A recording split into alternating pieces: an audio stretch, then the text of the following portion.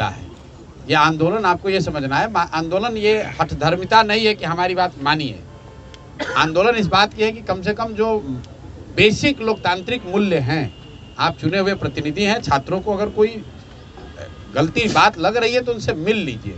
अभी तक मुख्यमंत्री मिले तक नहीं है, बहुत दुखद है। और मैं इसलिए हृदय से राज्यपाल का धन्यवाद कर रहा हूं कि कम से कम उन्होंने इतनी सहृदयता दिखाई है, संवेदनशीलता दिखाई है, बच्चों को बुलाया है। तो मेरा विश्वास है कि आपके रहते हुए इन बच्चों के साथ अन्याय नहीं होगा और अच्छा कुछ निकलेगा। बच्चे जाए, आप वापस अपने पढ़ाई और अपने तैयारी में लगें, यही होना चाहिए। बाकी हम लोग की जो राजनीति है वो तो रोज़ चलती रहेगी, उसका कोई बहुत महत्व नहीं है।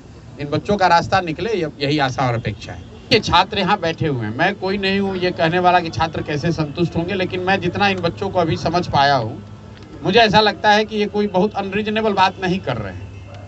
छात्र ये कह रहे हैं कि गलती हुई है, प्रशासन ये कह रहा है गलती नहीं हुआ है। तो कोई एक जांच कमेटी बनाकर, सरकार अपने अधिकारियों का ही जांच कमेटी एक बनाकर जांच कर तो दिखा तो दो भाई कि नहीं गलती हुई है। ये कोई बहुत अनरीजनेबल बात तो नहीं है। अगर छात्र कह रहे हैं भाई 5 आदमी मुख्यमंत्री से मिलकर अपनी बात कह दें, मुख्यमंत्री को मिलने में इतना कोई दिक्कत तो नहीं होना चाहिए। तो मुझे लग रहा है कि इनका जो डिमांड है वो अनरीजनेबल नहीं है, सरकार अनरीजनेबल है। अब यहाँ पर संवैधानिक तौर पर पूरे सरकार व्यवस्था के गार्जियन है राज्यपाल, और उन्होंने अगर स्वयं से पहल करके बुलाया है तो इनका दायित्व है लोकतंत्र में, जो जिन लोगों का भी हम लोग का यकीन है कि राज्यपाल महोदय ने जब बुलाया है तो ये छात्र जाएंगे, अपनी बात रखेंगे, और हम लोग उम्मीद करते हैं कि राज्यपाल महोदय यथोचित निर्णय लेंगे। प्रशांत जी, आप अनशन पर लगातार बैठे हैं, राज्यपाल से मुलाकात होगी छात्रों की, इसके बाद क्या अगर कुछ इनको मिलकर आने दीजिए। हमारा अनशन कोई राज्यपाल महोदय के विरुद्ध थोड़ी ना है, ये तो राज्यपाल महोदय यहाँ के गार्जियन होने के नाते, संवैधानिक गार्जियन होने के नाते उन्होंने एक पहल की है, मैं उसका दिल से स्वागत करता हूँ। मुद्दा प्रशांत किशोर नहीं है, मुद्दा प्रशांत किशोर का अनशन नहीं है। इन बच्चों का मामला खत्म हो जाएगा तो भी हमारी लड़ाई तो सरकार से चलती रहेगी, वो तो अलग बात है। मुद्दा इन बच्चों के साथ जो अन्याय हो रहा है वो है। आगे फिर से सत्याग्रह की तैयारी है क्या? कल प्रशासन के आपका कैंप उखाड़ दिया गया पूरा? नहीं, कैंप उखाड़ा नहीं गया है। प्रशासन ने वहाँ पर कैंप लगाने से रोका है।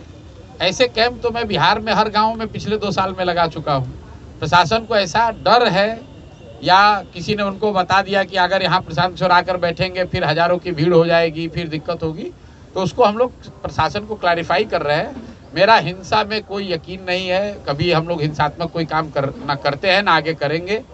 वो जनसुराज से जुड़े हुए लोगों के रहने के लिए, उनके प्रशिक्षण के लिए कैंप प्राइवेट लैंड पर लगाया जा रहा है।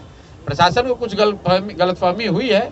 अभी जनसुराज के लोग और प्रशासन के लोग बैठकर बात कर रहे हैं, कोई ना कोई रास्ता निकल जाएगा। बहुत बहुत धन्यवाद भैया। मेरा नमस्कार, मेरा नाम अमन कुमार है और मैं सीतामढ़ी का रहने वाला हूँ। मेरा जो सेंटर पड़ा था वो औरंगाबाद पड़ा था।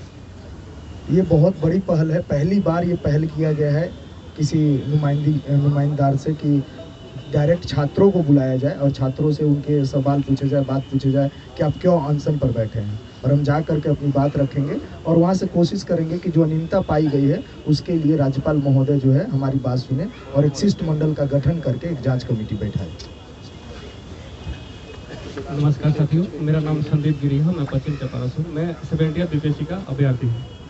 अभी हम लोग जाएंगे 11 डेलीगेशन द्वारा, उसमें मैं भी हूँ, माननीय राज्यपाल से मिलेंगे और अपनी जो भी समस्या उनको बताएंगे। मुझे आशा है कि शायद कुछ पॉजिटिव न्यूज़ मिलेगा।